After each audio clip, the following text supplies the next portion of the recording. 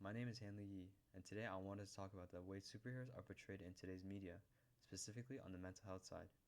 Growing up, I was always infatuated with the idea of a superhero, with their costume designs to the specific powers that each and every superhero has. They have beautifully crafted backstories with a set environment that they grew up from, and they made me connect with characters even more. And one specific hero I would love to talk about today is Spider-Man. Spider-Man was a superhero that I followed since I was a kid. For every Halloween, I'd put on the same mask and the same suit going to school. I even have a photo of me in my suit. So Spider-Man continues to be my favorite superhero of all time. You see, most people would put Spider-Man into the Hall of Fame. People idolize him for his character and his motto, Remember, with great power comes great responsibility. Spider-Man has been a beacon of hope for millions growing up, and I still take inspiration from his character today. But what makes him so powerful? Is it the super strength that he has? The speed that he can glide through the air with his web slinging? Or is it his powers to outwit his opponents with his intelligence? No, it's his ability to get back up whenever he's downed. You see, in every instance of Spider-Man, he's been beaten and bruised to the point where anyone would just give up the suit. But Peter is different.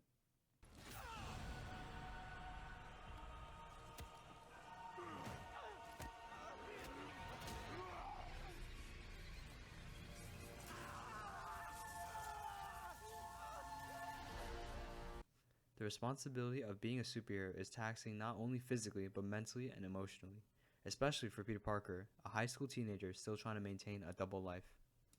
In Spider-Man 2, the beginning scene shows Peter at his pizzeria job where he's late and needs to deliver 8 pizzas in 8 minutes, going 42 blocks or he's fired.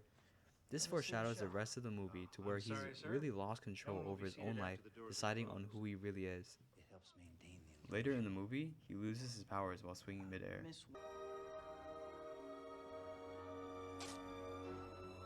Oh no! No!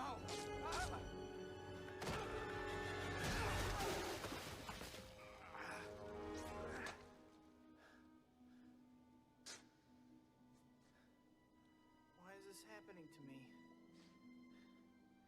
Peter then consults his doctor, and he explains to very him okay to that me. he has his own choices in his own My life. diagnosis? It's up here. Gonna make you mad not to know who you are. Your soul disappears. Nothing as bad as uncertainty. Listen. Maybe you're not supposed to be Spider-Man climbing those walls. That's why you keep falling. You always have a choice, Peter.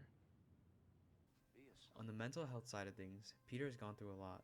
In the first Spider-Man movie, we see the fight between his best friend's dad, Norman Osborn, as the Green Goblin.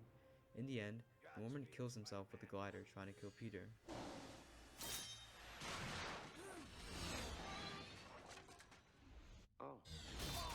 Then we see Mary Jane at the funeral telling Peter that she loves him, but he rejects her advances due to the responsibility of him being Spider-Man. His best friend, I'm Harry so Osborn, sorry, tells Harry. Peter that he swears vengeance on I know Spider-Man what for it's like doing to this lose to a his dad. father. I didn't lose him. He was stolen from me.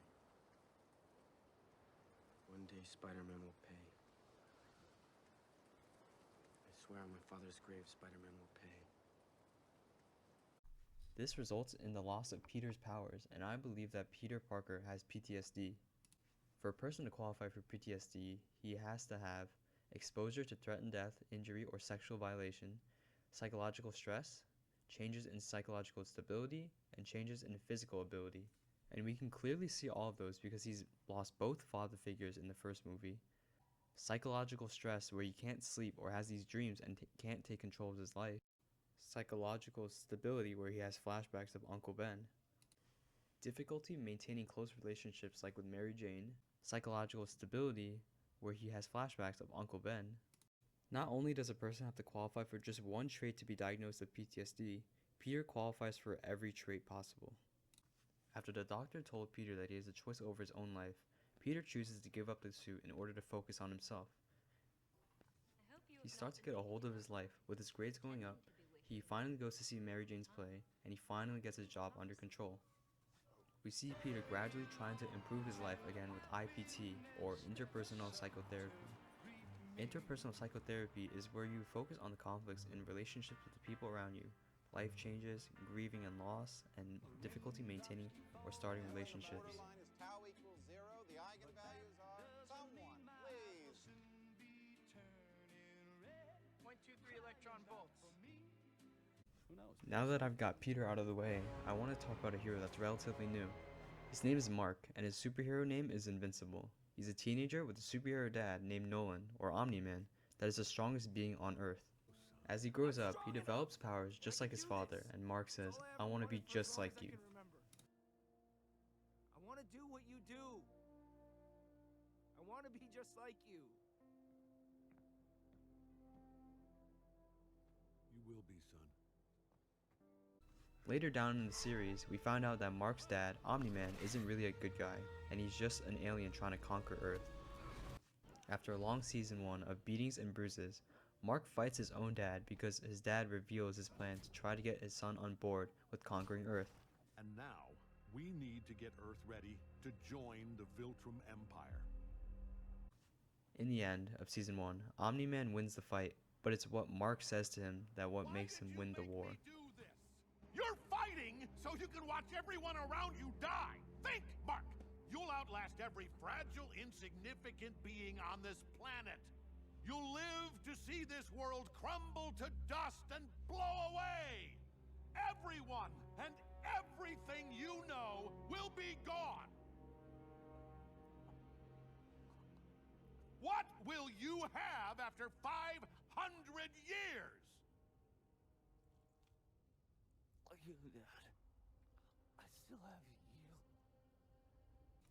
After season 1 ends, season 2 opens up with the scene of Cecil, a government official scared of Mark working for I him. need to be out there.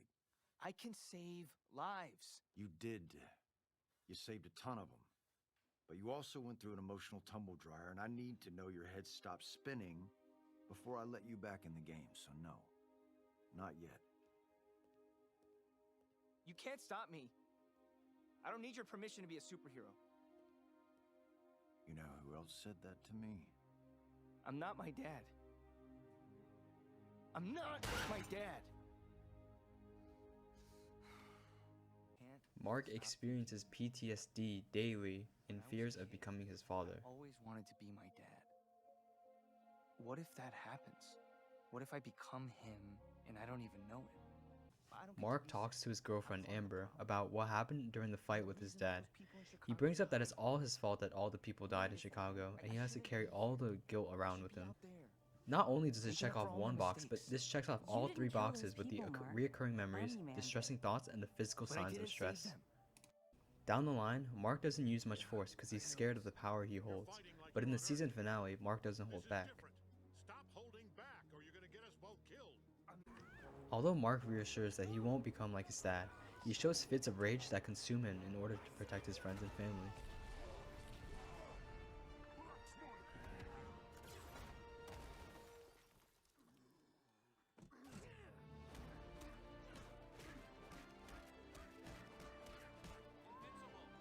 In the season finale, Mark protects his mother and younger brother. He kills Angstrom Levy, an arch nemesis of Mark's all over the multiverse.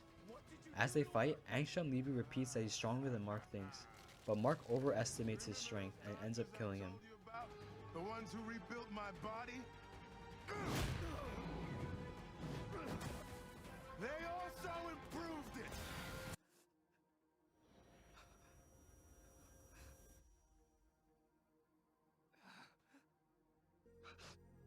I thought you were. I thought.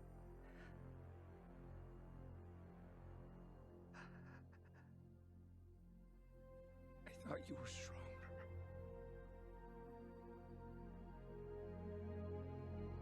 At the end of the episode, Cecil tells him that it's either going to be him or Mark in the end, and he did what he had to do. But Mark still carries the guilt knowing that he killed someone out of his own rage. Deep down, the audience knows that Mark will never forgive himself. So in conclusion, I just wanted to share my take on superheroes portrayed in the media today. I really like how it's evolved from not just beating up bad guys, but it gives the characters that we love a deeper understanding of their battles outside the battlefield. They give a sense of relatability even though they have powers that we won't ever have. And that's what makes a superhero a superhero. down to earth and charming while still being admirable for powering through their challenges. Thank you.